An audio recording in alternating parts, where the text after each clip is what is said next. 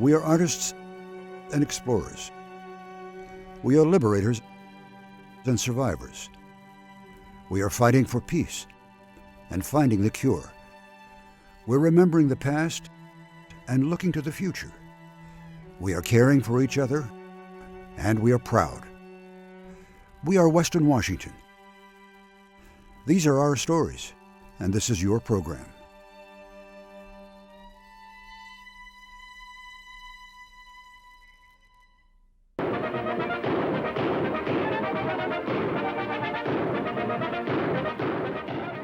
For 23 years, Chris Wedes entertained children and adults in the Puget Sound area as J.P. Patches, the clown that lived in the city dump.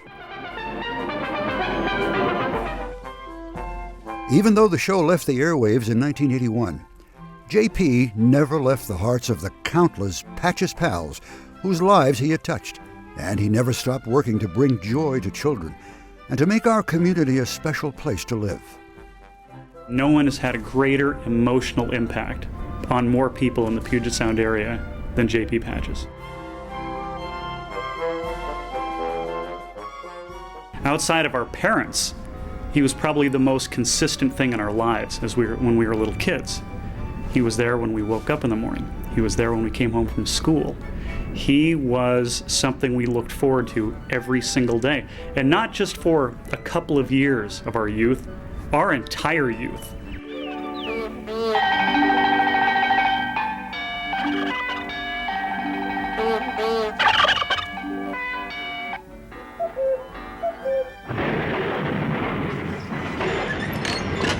Move that out there, wrecking my tricycle. The show appealed to adults as well as kids. There was an element of surprise.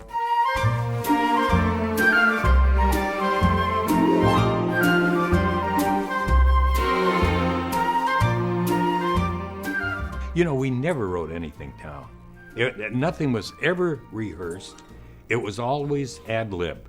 We'd meet in the morning, have a cup of coffee, talk about what we were going to do, and then try and do it. Sometimes we did it right, mistakes and all.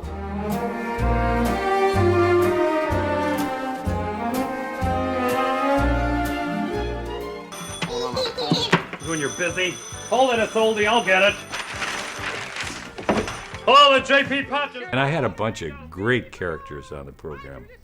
Of course, the leading guy, who I eventually wound up with, was Bob Newman. Hey, listen, I'm glad you called. Are you really? You know what I've been doing for the past hour? That's probably what I just asked you. What are you doing? I'm writing down some New Year's resolutions. It's about time you wrote some resolutions down, Julius. You really need resolutions after all. You know, you're sort of lax at a time. I mean, you should have goals and things to go to. Hey, listen, Gertrude. Yeah? Yes, I'm writing down resolutions, but they're not my resolutions. Well, whose are they? Probably. They're yours. Yeah, but you mine? Yes. I want you to come down so I can review these resolutions with you. I'll be right down. Okay. Julius, where are you? I know you're down here someplace. Julius. At one time, there was no Gertrude. I used to pick up the telephone and say Gertrude and pretend there was an operator there and say, let me speak to the president or whatever.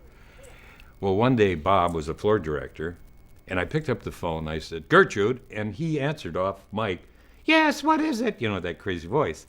So we all kind of giggled, and then after the program, I said to him, I made two mistakes. This is mistake number one. I said, why don't you come on tomorrow's program as Gertrude?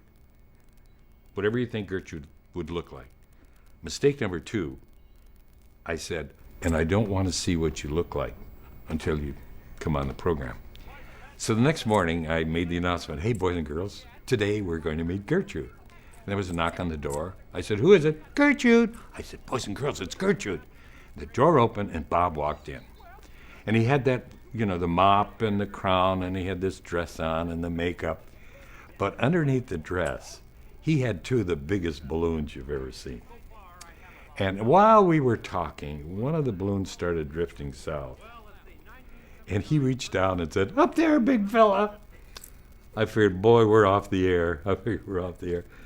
So I had to make sure he was balloonless, not braless, after that. And he did a great job. Guys, good You know, idea. Gertrude, you definitely are out of shape. Well, after all, what do you mean I'm out of shape? I'm quite beautiful. Yeah, let me see you do some deep knee bends. All right. La, la, la, la, Deep. la. Knee deep, not La, shallow. La, la, la, la. Oh, I'll be right back to you. Yes, oh no, just stay right here. Bob played Gertrude. He played Ketch Ken the Animal Man. I don't have a thermometer. Listen, if I had a thermometer, I could check and see how cold it was. Well, we don't have a thermometer. We're gonna get one. Open the door. Hey, that's good. Thermometer. It's not big enough to. That's not big enough. Yeah, if I had a All we big need is a giant thermometer. I got one. Good. Here we Played go. Now listen. Boris S. Wart, the second meanest man in the world. Knowing how much you love pie, Boris, I am prepared to give you the whole thing, if you want it. Yes. Yes, but you must ask nice. You must say please, please, Please. please what?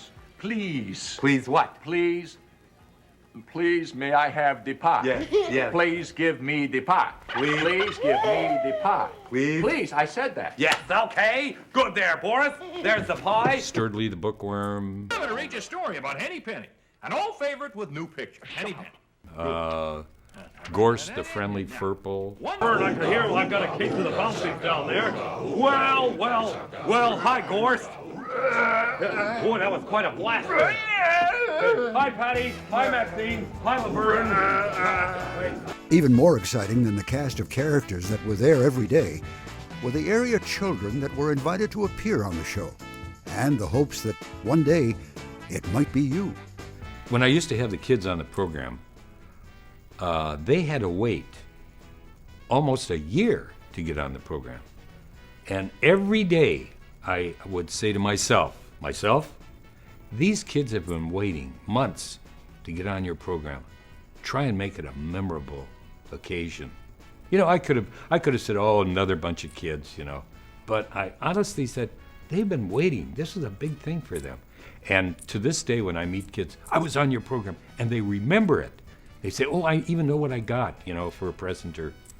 So I think I was successful in that respect. And what is your name again? Bo. And how long you been a Patch's pal? Most of 1978. Most of 19. What happened there in between there? Were you a Boris buddy for a while? No, I do not personally like to be a Boris buddy. Well, I'm glad to hear that because that would really upset me. How's David? Is David, he doesn't talk much though, does he? Can you say hi, Dave? Hi. There, okay. He hardly moved his mouth. Is he a ventriloquist? The day before yesterday, he came close to being broken out with the chicken pox.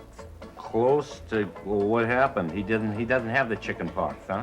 No, he had a bad headache and he had to, you know, he gets home at around about 3:15 and in the afternoon. Where's he been all day? Has he been working? No,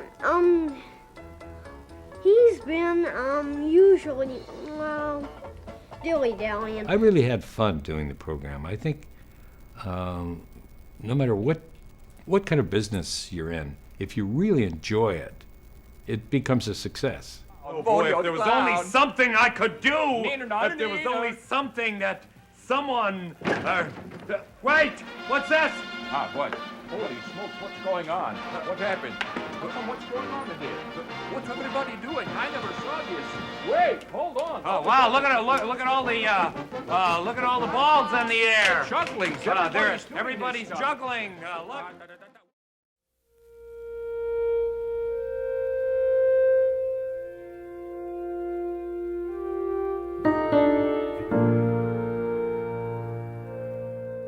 I went to the Children's Hospital almost once a month and see the kids. And a lot of, I got to know some of the kids that were there for months, you know. Fortunately, a lot of them were cured. Unfortunately, some of them didn't make it. And it was, you know, a real tearful experience. The Children's Orthopedic Hospital recognized what we had been doing, and they dedicated a J.P. Patches room at Children's Orthopedic Hospital, which was quite an honor. The contribution which you, as J.P. Patches, have made to the children of the Northwest is legendary. The time and energy you have donated to the children who have been and are now patients at Children's Orthopedic Hospital and Medical Center has gone without notice, except to the children with whom you have visited and the doctors and nurses who look to you for help in easing the trauma brought about by serious childhood illnesses. The Board of Trustees of the Children's Orthopedic Hospital and Medical Center wants to thank you in a very tangible way. Action has been taken by the board to name an area of the hospital's Phase 2 building program in your honor. J.P. Patches continues to be honored for the impact he has had on all of us. There are so few icons, you know, there are just not that many. So when they show up, they got to be recognized. J.P. Patches is an icon.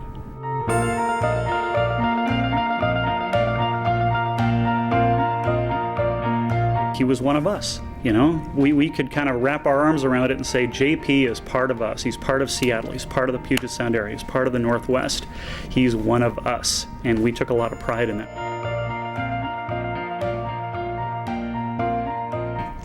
A fellow by the name of Carl Lovgren, Patches pal, he asked the question, why is there not a statue of J.P. Patches?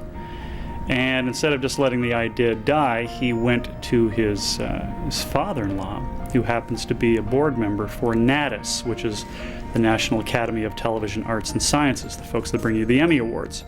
And they came to me and said, Brian, you wrote a book about J.P. Patches, didn't you? Yeah. Well, how would would you be interested in helping make this happen through NATIS? And I said, sure. I had no idea what I was getting myself into. Secret room, alakazoo. In June of 2007, my mother-in-law, who's my neighbor, came to me and said, well, you know, I saw this thing, and they're going to do a tribute to J.P. Patches, and, you know, you ought to check into that. And I thought to myself, what a great project, you know, because I used to watch these guys as a kid and used to just love the program.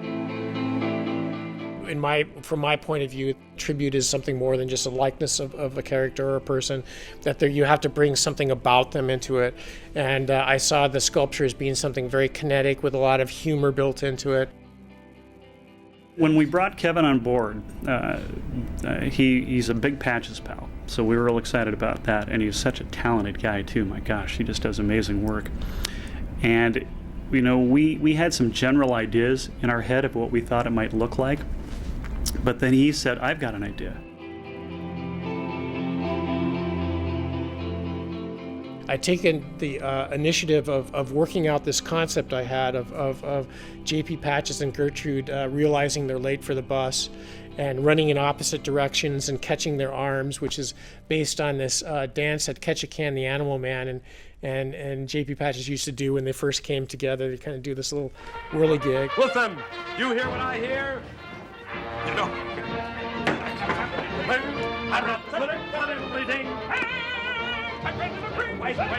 And I thought, well, I sort of had this basis that I could build the idea of Late for the Interurban, which is sort of a takeoff. I hope Richard Byers forgives me for capitalizing on his Waiting for the Interurban sculpture.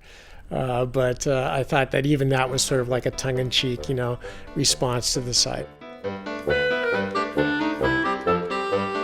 You wanted to take, you know, kind of that crazy energy from the show and, you know, show it in the statue. And I think it comes across great. It really captures, you know, the energy of the show.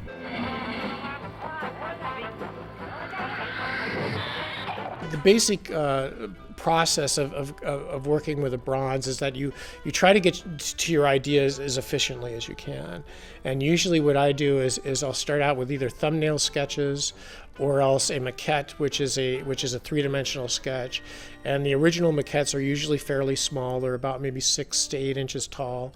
And the basic idea of the maquette is to get the composition established, certain anatomy established, the gesture, the kind of the broad strokes, I guess. We borrowed the clothing from Bob and from Chris and Brian Johnston, who is the head of the committee, and Carl Lovegren, who is the guy that came up with this idea 4 or 5 years ago. We met in their backyard. They put on the clothing, told them how to pose, and my wife, who was standing there with the pictures, taking the pictures, she looks at me and she says, "You know, Kevin, that's pretty funny, you know." And I said, she goes, "You're a pretty funny guy, you know."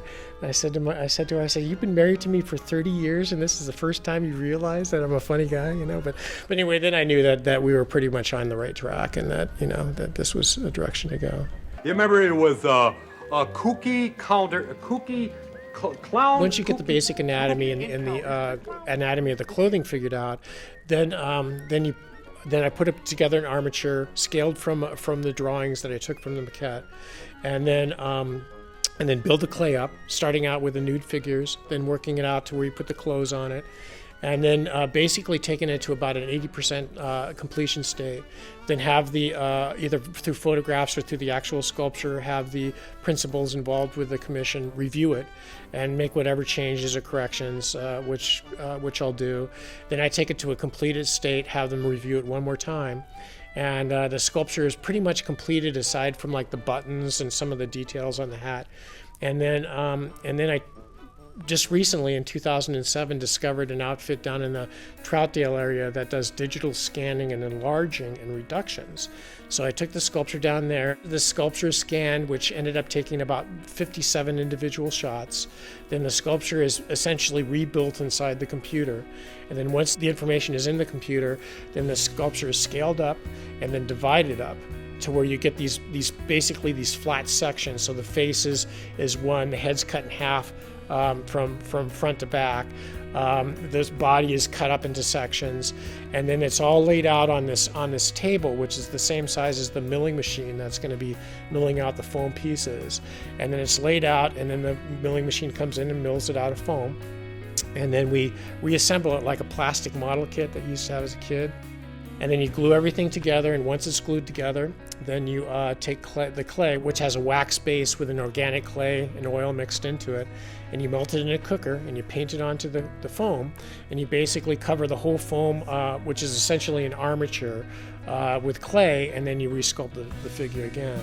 So the sculpture is actually sculpted 5 times. First time is this clay sketch, second time is the half-life maquette, third time is the full-size sculpture, fourth time is the wax pattern, the fifth time finally is in the bronze. And I'm involved in all those processes except for the bronze. So once the sculpture is finished out in clay, it's reviewed again, make sure that everything is where the place everybody wants it. Then a rubber mold is taken off of the clay. A catalyst-based rubber is applied to the surface of the clay, built up in layers, about 4 layers, to where it's about like 1/4 to a 1/2 inch thick. Then you need a rigid outer mold called a jacket or a mother mold put over the top of the rubber part of it. And what that does is hold the rubber into position when it's removed from the clay. So once the clay is completely encased in the rubber and in the mother mold, then everything's taken off, reassembled, transported down to the foundry in Troutdale, where we get our wax patterns. And the wax is put into the molds to where it's brushed in hot, and the wax is built up to a critical thickness of about 1/4 inch. Then the wax is removed from the mold.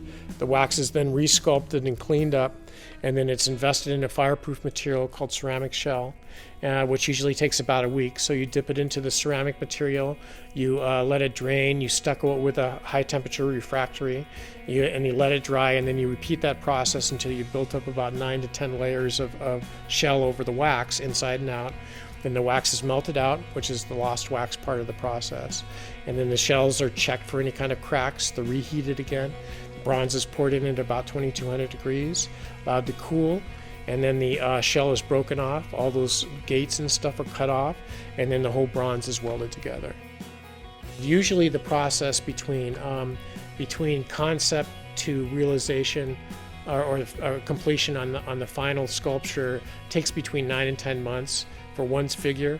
This took 10 months for 2 figures in the ICU2 TV set. It is June 28, 1978, and let's sit here and turn the dials, and who do we see out there? Well, we missed a few. The ICU2 TV was a mainstay of the J.P. Patches Show, a television set he could look through and talk directly to you. He could wish you a happy birthday and tell you where to look in your house to find a special present just for you. Erica Carroll is 6 years old, and Flip is out there today, and Mark is 6, and Susie is 6 years old. Look in the dishwasher, and we can see a lot of. The ICU2 TV set wasn't something that I brought into the original concept. In fact, the original project dictated that would be a part of the composition of the two figures. So we started playing with the idea, got a volley going back and forth for about 2 weeks, and came up with this idea of the ICU2 TV set basically being this frame that when you're looking through it, you see the sculpture like it's on the TV set, but you can also get on the other side of it and pose with the sculpture. The buttons were the last end of the process, and the buttons were real tricky, but I wanted to be specific to the character, especially on the hat. So the hat is more or less kind of a history of the show, of Chris's involvement, and so there's all these kind of jokes about other characters that Bob Newman played, like Ketchikan the Animal Man and Miss Smith, Delivery Service, and the Swami from Pastrami, and Boris S. Ward. Of course, we can't forget Boris S. Ward. But what I wanted on the chest is I wanted certain, like 2 or 3 buttons that would be permanent. Like I wanted a heart with Chris's wife's name, so there's a heart with Joni on it. I wanted Children's Hospital, since this whole thing was an effort to raise funds for Children's Hospital, and they ended up raising almost $80,000 for Children's Hospital. And there's a donation can on the ICU2 TV set, so people can continue to donate. One of the things that we tried to do at the unveiling was make an unveiling cloth that sort of represented the show. So about a week before the unveiling was done, my wife, my mother-in-law, my wife's sister, and her niece spent just countless hours making this huge unveiling cloth that was going over the sculpture. The statue was unveiled on August 17, 2008, at the corner of Fremont Avenue North and North 34th Street in Seattle. When we got there, we were expecting quite a few people, but it turned out that over 2,500 fans arrived. The governor was there. There were councilmen and all sorts of VIPs there, which was really a kick to be able to see that. The statue is a fitting tribute to a show that changed our community. It's a reminder that we had a friend we could count on. We saw him twice a day. He was our clown.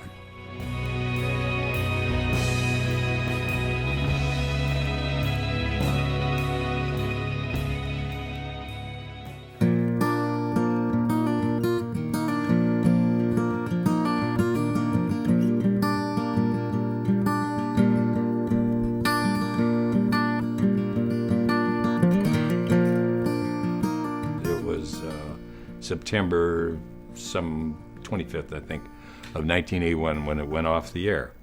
Our eyes are sad and filled with tears as we say goodbye after 25 years. I guess it's time to catch the bus. A sad farewell with love from us. And Julius, it's time for you to say something, right? I did everything I could not to cry or feel bad. I just tried to make it a fun show. So, and I think I succeeded. No matter what you say,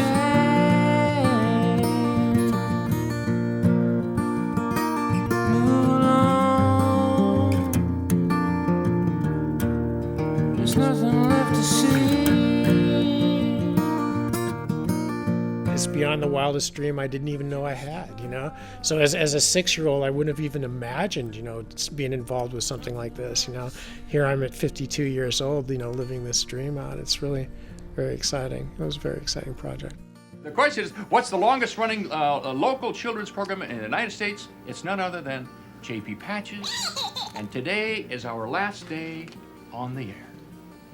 It is? 25, 30 years from now, when my kids are grown up, And, you know, and maybe they have kids, and I can tell my grandkids, you see this statue of this guy? He was so cool. Oh my God, when I was your age, he was the biggest thing in the world. That's going to be a pretty neat experience. Just to take the When I was doing the program, I never thought of, I just thought, just have fun, do the show, be amusing, and that's it. I never thought that I was actually affecting in some form or another. I do get emails from individuals who say they came from a dysfunctional family, which is, I never thought of that, but they said the only thing I had to look forward to was you in the morning and you in the afternoon. And, you know, it's just, it's hard to fathom. just a party, nothing left to see.